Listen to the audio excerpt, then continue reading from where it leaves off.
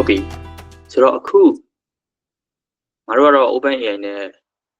မူတည်ပြီးတော့ပဲလုပ်ပြီးတော့အကောင့်ထဲပေါ်ကြနေနေသူ့ရဲ့ standard ကသူကိုယ်တိုင်လည်း beta လို့တော့ပြောထားတယ်တိုးတော်လည်းကိုရီးယားအရန်အောင်တပန်းဖြစ်ပြီးတော့အကောင့်ထဲပေါ်ကြရင်းနဲ့စင်ပြေနေပြီးတော့မှဒိန်းဆိုတညအဲ့တညပြရတယ်ငါတို့မပြေတော့တဲ့အတိုင်းတာဖြစ်သွားတယ်အဲ့ဆိုအဲ့မှာတင်ဟိုလည်းလန့်ဖြန့်ပြီးပြင်ဆင်ရမယ့်ဟာတွေလောက်ရမယ့်ဟာတွေနဲ့လောက်ကြတော့ကိုယ့်ဘက်ကလောက်တာလည်းရှိတယ်လို့သူ့ဘက်ကပြောင်းလဲလာတဲ့ဟာကိုလည်းဘယ်လိုတွေပြောင်းလဲသွားတာလဲပြောစရာရှိတာပေါ့ဆိုတော့အခုအရင်သူ့အခေါ် remote MCP ရဲ့အလုပ်လုပ်နေတဲ့ပုံစံအတိုင်းတာနဲ့အခုသူပြောင်းလဲသွားတယ် connector MCP အတိုင်းတာအဲ့ဒီဟာလေးတွေကိုညီတစ်ချက်လောက် sharing လုပ်ပေးပါဟုတ်ဆရာအစကသူကfeature တစ်ခုအနေနဲ့အခု connector MCP ဆိုပြီးတော့ပါတာမဟုတ်ဘဲနဲ့သူ building support လုပ်တဲ့ဒီ2-3ခုတွေမှာ remote MCP ဆိုတဲ့ feature ပါတယ်အဲ့တုန်းကတော့သူက standard သတ်မှတ်ထားတာမျိုးမရှိဘူးဘာတွေပါမယ်ဆိုသတ်မှတ်ထားတာမျိုးမရှိဘူးပုံမှန်တိုင်း MCP call လုပ်ပေးတယ်သူဘက်ကနေပဲMCP client ပေါ့ client technically client လို့ပြောပေမဲ့သူ့ဘက်မှာတစ်ခါတည်းစီစဉ်ထားတဲ့ဒီ MCP consume လုပ်မဲ့ feature တစ်ခုနဲ့2တစ်ခုနဲ့စီစဉ်ပေးတယ်ဒါ retrieve လုပ်တယ်import လုပ်တယ် retrieve လုပ်တယ်ပြီးတော့ response လက်ခံတယ်ပြီးတော့ user ကို final response ပြန်ပေးတဲ့ဟာပုံစံမျိုးလုပ်တယ်ဆရာဆိုတော့အဲ့လိုလုပ်နေတယ်လေကျွန်တော်လည်းအားကတော့အဲ့ဒါနဲ့အကုန်အဆင်ပြေသွားတယ်အဆင်ပြေပြီးတော့ UI ဘက်မှာ integration လုပ်မယ်ဆိုပြီး UI ဘက်မှာ focus လုပ်နေတဲ့အချိန် UI ဘက်မှာအဲ့ MCP feature စတဲ့တော့ response ကပြန်မလာတော့ဆရာဆိုတော့ပြန်မလာတော့သူ့စီမှာတွားကြည့်တော့သူကfeature ကိုဘယ်လိုပြောင်းထားလဲဆိုတော့ remote MCP ဆိုတဲ့သူကတော့ပါနေပြီးသားဒါပေမဲ့သူက feature တစ်ခုအနေနဲ့ connector MCP ဆိုပြီးတော့ beta version ထပ်ထွက်လာတယ်ဆိုတော့အဲ့မှာသူကဗာတတ်မှတ်ထားတော့ဆိုတော့ဒီ MCP server standard MCP server တစ်ခုရှိရမယ်ဆိုတော့အဲ့ MCP server နဲ့ ChatGPT ရဲ့ OpenAI ရဲ့connector ကိုသုံးခြင်းနဲ့ဆိုရင်တော့2နှစ်ခုတော့တေချာပေါ့ implement လုပ်ပေးရမယ်ပေါ့ဆိုတော့အဲ့ဒီအချိန်မှာကျွန်တော်ကဘာလုပ်ထားလဲဆိုတော့ကျွန်တော်ဘက်က2နဲ့ရကြတော့သူနဲ့လုပ်တဲ့အလုပ်လုပ်ပုံချင်းတူတယ်ဒါပေမဲ့2နဲ့ရတော့မတူဘူးပေါ့ကျွန်တော်ကအဲ့တုန်းက API capability နဲ့ API connector နဲ့ဆိုပြီးကျွန်တော်က2ကိုချိန်ပြီးတော့သုံးနေပြီပေါ့ဆိုတော့အမရတဲ့အချိန်တွေမှာတွားကြည့်တော့အခုလက်ရှိ connector MCP ကကြတော့သူကconnector feature ပါလာတယ်ပြီးတော့အဲ့ connector feature ကိုသုံးမယ်ဆိုရင်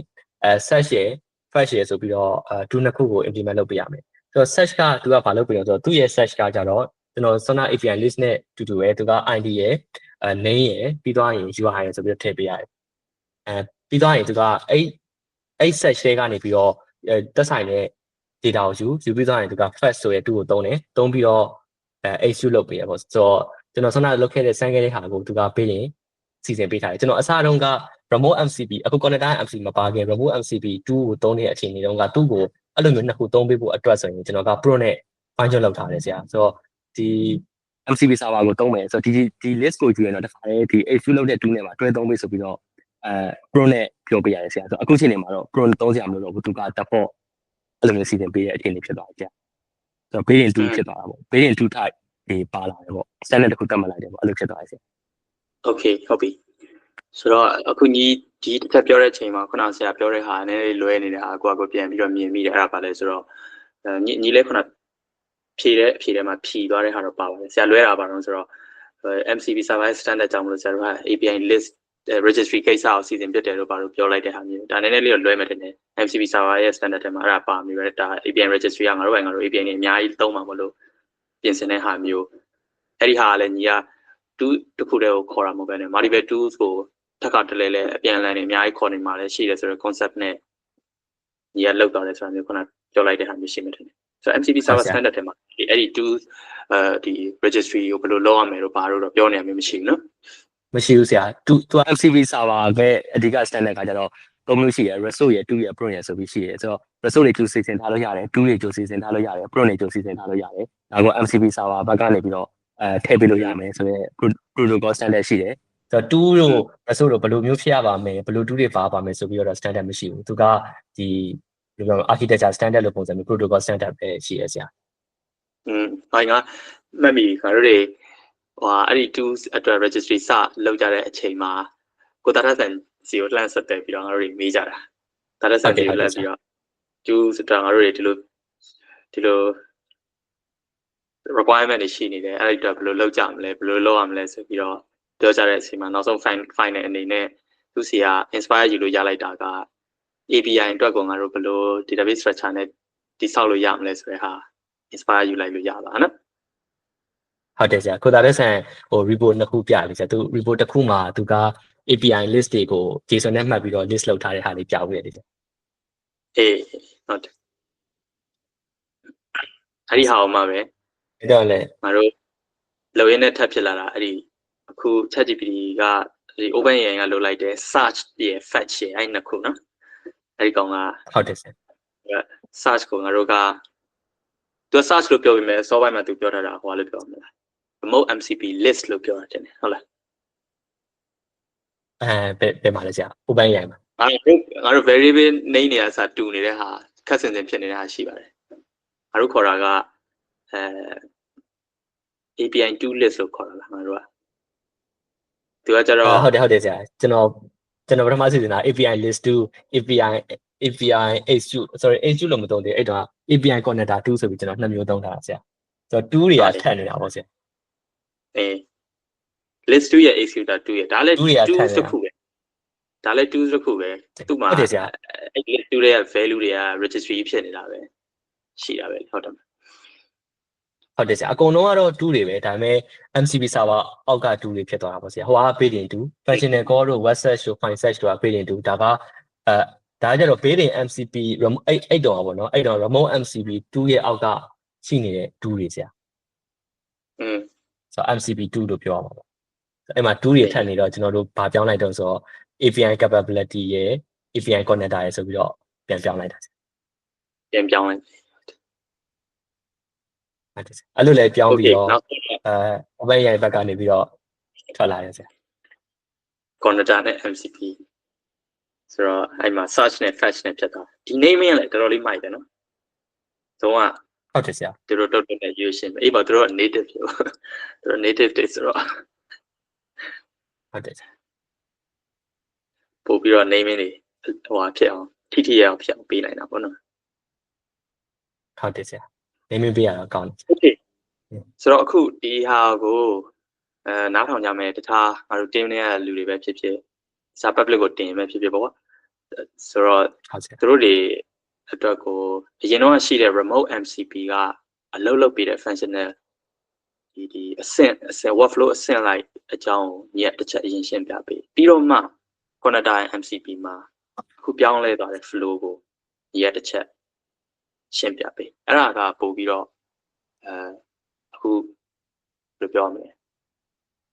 ငါတို့တွေပြောနေကြတဲ့ content ကိုပို့ပြီးတော့နားလည်စေပြီးတော့သူတို့တက်လည်းပို့ပြီးတော့ထိအောင်မယ်လို့ထင်တယ်အဓိကတော့ငါတို့ team တွေကတခြား member တွေပို့ပြီးတော့အားလည်နိုင်ဖို့လည်းလိုရဆိုတော့ remote MCP ရဲ့အရင်တော့အခြေအနေမှာအလုပ်လုပ်ခဲ့တဲ့ဟာပေါ့သူက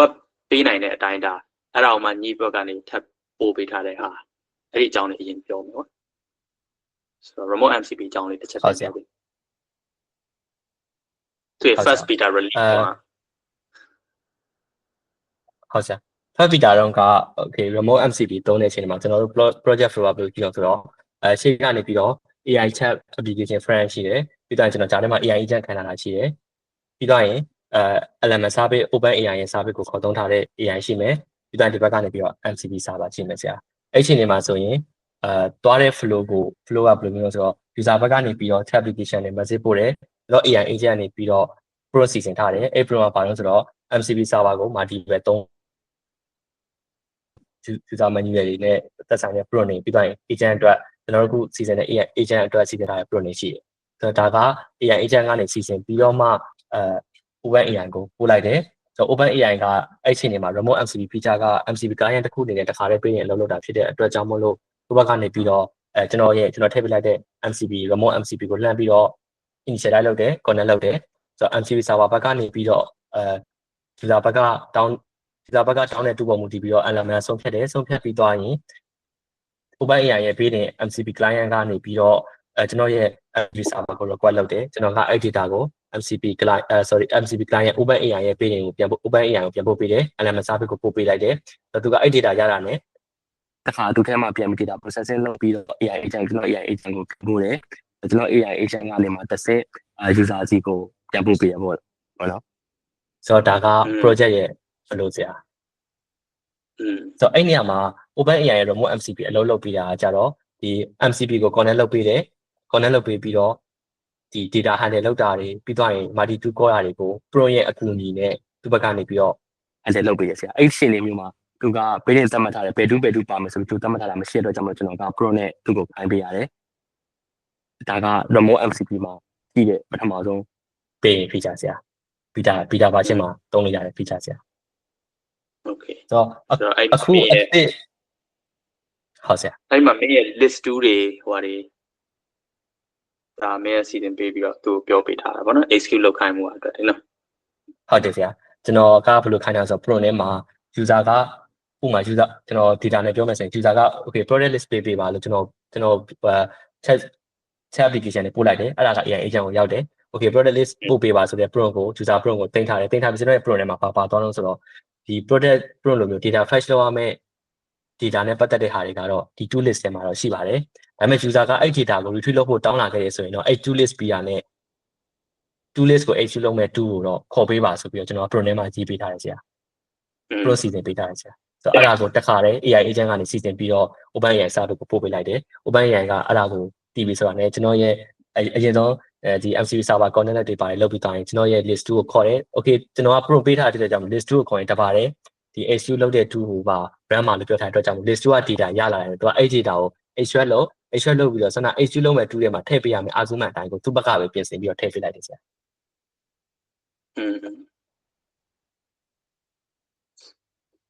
ဆိုတော့ဒါက remote MCP တောင်းလာလောက်ရတယ်လို့ဆရာအခု Connector နဲ့ MCP မှာကျတော့ဘာလို့ဆရာမလို့တော့ဘူးဆိုတော့ဆန္ဒ pro နေလုပ်ပေးကြမလို့တော့ဘူးဒါပေမဲ့ तू ကတော့ तू ပြောထားတဲ့အတိုင်းနှစ်ခုပေါ့နော်ဒါလက်ရှိမှာ beta version နောက်ပိုင်းမှာတော့ပြောင်းနိုင်ပြီပဲလက်ရှိအခြေအနေမှာတော့ तू က search နဲ့ fetch 2ကိုမဖြစ်မနေ implement လုပ်ရမယ်တကယ်လို့ implement မလုပ်ထားရင်သူ့ဘက်က response error တက်တယ်ပေါ့ဆိုတော့ဒီ 2နှစ်ခုဒါ list မှာမတွေ့ရင် error တက်တယ်ဆိုတော့ကျွန်တော်ဆန္ဒလိုမျိုး pro နေပါတယ်ပေးကြမလို့ဘူး user ဘက်ကနေ data လုပ်ရင် तू က search လုပ်မယ် search လုပ်ပြီး fetch လုပ်မယ် fetch လုပ်ပြီး final response ပြန်ပေးမယ်ဆရာဆိုတော့ဒါလက်ရှိ version ဖြစ်သွားတယ်ဆရာ Connector MCP version ဒါပေမဲ့လက်ရှိမှာကျွန်တော်တို့ကလည်းဒီ MCP server ကimplement လုပ်တာ MCP server ကအထိုက်လက်ရောက်နေပြီအခုဒါကျွန်တော်တို့ဒီ Connector MCP တော့ထပ်တော့မယ်ဆိုရင်ပြင်ရမှာတွေများလာပြီပြီးတော့ beta version မှာ stable မဖြစ်သေးဘူးဆိုတော့ဒီကြားထဲမှာကျွန်တော်တို့ MCP client တော့မှစီစဉ်ပြလိုက်ပြီဆရာအခုတော့မှ MCP client ကျွန်တော်စီစဉ်လက်စားဆရာ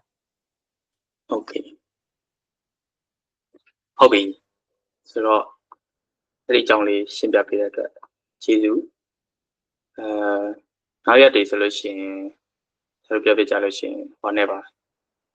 flow chart အသေးလေးလောက်အကျဉ်းမြင့်လောက်ပါဆွဲပြီးတော့ပြောကြလို့ရှိရင်ပို့ပြီးတော့မြင်လာမယ်ထင်တယ်နားထောင်နေတဲ့လူစပဲချန်ကတော့ညီနဲ့ချိန်တော်တော်များများပြောထားပြီးသားဖြစ်တဲ့အတွက်အခုကတော့မျိုးလုံးနဲ့တော့ပေါ်တယ် data flow ရကျွန်တော်တို့ရှိနေတဲ့ထိတ်က AI agent လေးရပါ custom pro အနေနဲ့တွဲပြီးတော့နောက်က LLM model စီလမ်းပြီးတော့ပို့တာလေး LLM model ကအဲ့ဒီ custom pro နဲ့ငါတို့ပေးလိုက်တဲ့ tool list လို့ပြောမှာပေါ့ဒါတွေဒီလိုရှိတယ်ဆိုတာမျိုးနဲ့ပြန်ကြည့်ပြီးတရားကဘာအောင်မေးတာပဲ tools ကိုပြန်သုံးစေချင်တာဆိုတာမျိုးပြောပြီးတော့မှ to call ခေါ်တာတွေပါတယ်လောက်သွားတာမျိုးပေါ့နော်ပြီးတော့မှအဲ့ to call ရဲ့ data တွေပြန်ကြည့်ပြီးတော့နောက်ထပ်20-30အသွားပြန်နေလောက်ရတာရှိကောင်းရှိမယ်ရှိပြီးတော့ final response ဖြစ်တော့မှ final response ကဒါပဲဟေ့ final response ထဲမှာနောက်ထပ်ဘယ် tools တွေကိုခေါ်ပြီးတော့သုံးစေချင်တယ်ဟေ့ဆိုတာမျိုးပြောပြီးတော့ပေးလိုက်တာမျိုးဖြစ်မယ်ပေါ့နော်ဟုတ်ဆရာအဲ့လိုမျိုးတော့ဆက်ပါကတော့မြင်မိတယ်ဆိုတော့သူမျက်နေထပ်ပြီးတော့မြင်နိုင်ဖို့အတွက်ဆိုရင်ငါတို့ flow chart ပါညာလေးတွေပါနောက်ရကြရင်ထည့်ပြီးပြောကြရင်ပိုကောင်းမယ်နော်ဟုတ်ဆရာကျွန်တော်လည်း flow chart တွေပြင်ဆင်ထားပေးမယ်ဆရာ okay ဟုတ်ပြီဟုတ်ကျေးဇူးဆိုတော့တခုမေးကြည့်အောင်မယ်